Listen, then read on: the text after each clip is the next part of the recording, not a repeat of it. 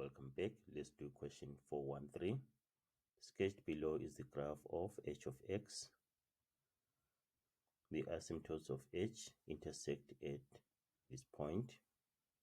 This is the point there. Write down the x-coordinate of the x-intercept of g. If g of x is equal to h of x plus 3.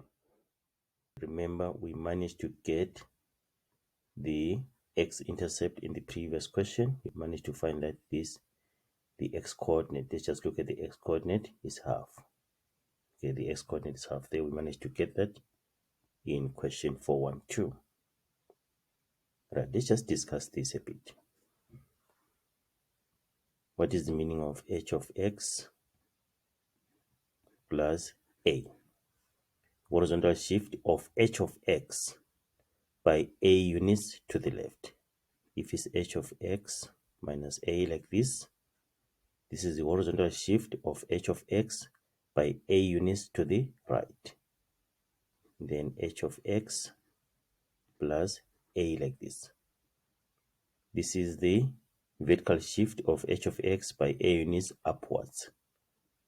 Remember the effect of q.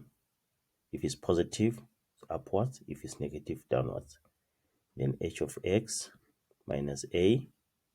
This is vertical shift of h of x by a units downwards. So now in our question, g of x is equal to h of x plus 3.